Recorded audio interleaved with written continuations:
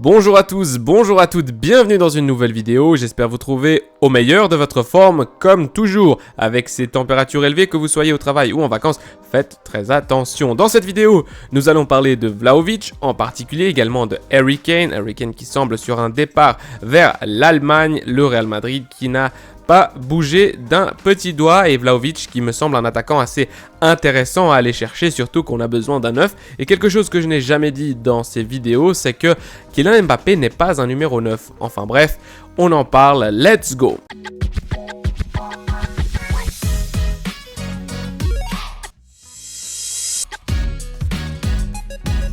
Mes amis merengues, on commence la vidéo par la proposition du Bayern Munich, c'est deuxième proposition à hauteur de 80 millions d'euros. Cette proposition contenait également des bonus selon le tweet de Fabrizio Romano, vous le connaissez, le célèbre journaliste italien.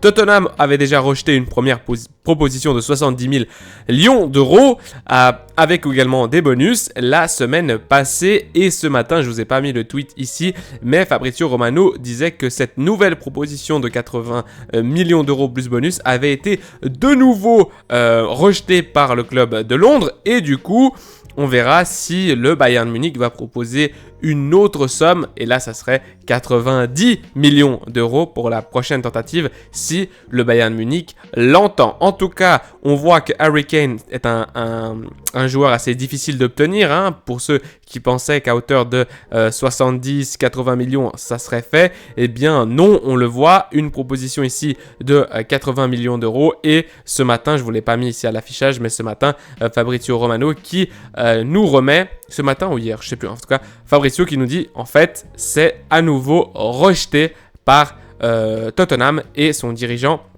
Daniel Levy. Mais bon, voilà, tout pour vous dire que ça va être cher si on veut acheter un attaquant de pointe de qualité. Et je le rappelle encore une fois, Kylian Mbappé n'est pas un attaquant de pointe. Mes amis merengues, on continue cette vidéo en parlant de Dusan Vlahovic, 1m90, international serbe, il n'a que 23 ans, il a fait ses 23 ans cette année, c'est un athlète, il est grand, il peut marquer de la tête, il a une bonne frappe, c'est un joueur complet sur tout, c'est un avant-centre, hein, c'est ça qui est important par rapport à Kylian Mbappé qui n'est pas un avant-centre. Alors ses statistiques, sa performance au niveau des clubs avec la Fiorentina, vous le voyez, 108 matchs joués pour 49 buts, donc ça fait à peu près 0,45 buts par match, ce qui est pas mal, mais évidemment ce n'est pas non plus une top performance, ce n'est pas des chiffres comparables par exemple à ceux de Harry Kane, mais c'est quand même un joueur qui, disons, a beaucoup de talent, et je pense qu'il a un potentiel qui peut encore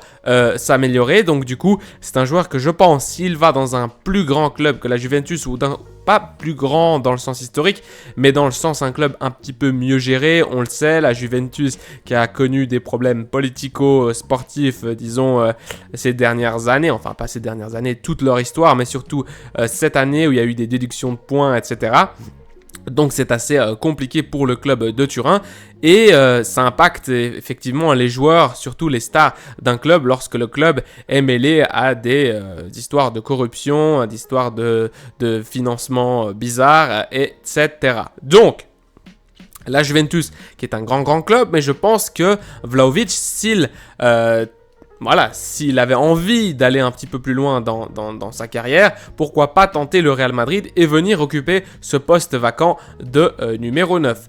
Avec la Juventus de Turin, vous le voyez, ces chiffres sont un peu moins bons. On passe de 0,45 buts par match à environ 0,36 buts par match. Donc voilà, c'est pas non plus scandaleux, mais on peut toujours faire mieux.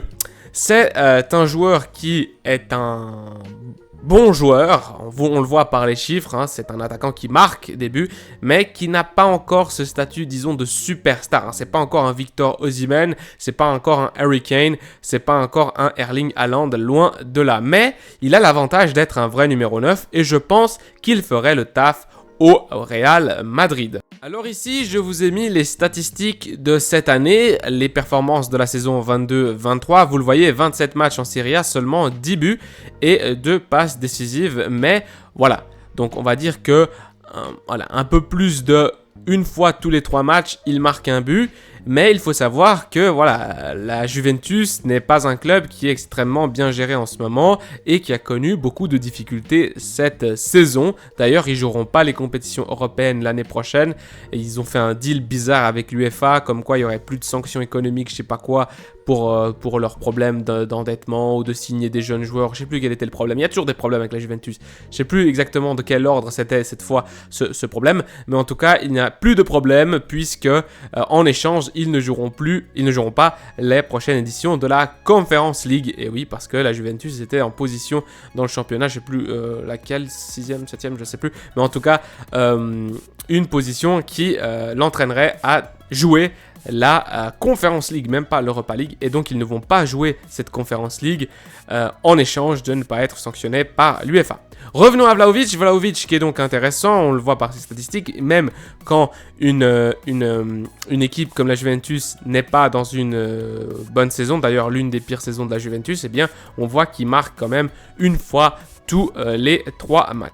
Et donc pour finir cette vidéo, il faudrait quand même regarder les performances de Vlahovic dans une saison où la Juventus a un petit peu mieux joué. Et par exemple, j'ai reculé à une saison en arrière, cette fois les statistiques de la saison 21-22. Et là on le voit, 36 matchs joués, 24 buts, 5 passes décisives. Il a beaucoup plus joué en termes de minutes. C'est un joueur qui a marqué en Coupe d'Italie, en Champions League un seul but. Mais enfin bref, c'est un joueur qui, pour 45 matchs joués, 30 buts presque, avec 6 passes décisives. Donc c'est un attaquant de classe quand même mondiale, même si ce n'est pas, je le répète, un Victor Osimhen ou un Harry Kane. Ce n'est pas encore ce niveau-là d'attaquant. Mais c'est un joueur qui va nous permettre, s'il vient au Real Madrid, de déjà avoir un vrai avant-centre avec des qualités d'avant-centre, c'est-à-dire un jeu de tête, c'est-à-dire venir derrière les défenseurs, etc.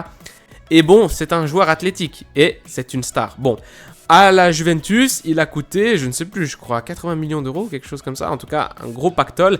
Mais en ce moment, la Juventus cherche, je pense, à vendre pour pouvoir engranger de l'argent et se défaire un peu de ses problèmes financiers. Alors pourquoi pas Florentino Pérez, si tu regardes cette vidéo un jour, pourquoi pas un de ces jours, hein, pas dans 10 ans, eh bien pourquoi pas essayer d'aller chercher ce Dusan Vlahovic. Évidemment, c'est un jeune joueur, 23 ans, il est très grand, c'est un joueur athlétique, c'est un joueur qui, je pense, ne va pas poser de problème. Après, du côté du Real Madrid, on peut toujours se dire, bon, les attaquants, les avant-centres serbes, on a eu Jovic, et on sait que Jovic a vraiment foiré au Real Madrid, surtout parce que je pense une question de climat, il n'arrivait pas à s'entendre avec ses coéquipiers, on voyait qu'il était beaucoup trop réservé, et donc du coup, ça n'a pas passé au niveau de la communication. On sait que la communication, c'est un point clé dans un sport d'équipe, et surtout au football. Et l'entente, hein, de manière générale. Du coup, j'espère que si Vlahovic arrive au Real Madrid, ça sera totalement différent. Il peut y avoir donc cette peur du côté des dirigeants du Real Madrid d'avoir un nouveau Jovic avec Dusan Vlahovic. Mais pour moi, je pense que c'est un choix pertinent, non seulement parce que la Juventus, je pense, serait prêt à négocier son prix. Je pense que pour 70-75 millions, on peut le prendre. Et du coup, on en finirait avec cette histoire de Kylian Mbappé. Et pour moi, on aurait surtout un vrai numéro 9. Alors dites-moi ce que vous en pensez dans les commentaires. Je vous dis à tout bientôt. À la Madrid y nada más. Prenez soin de vous, des vôtres et de votre famille. Allez, ciao.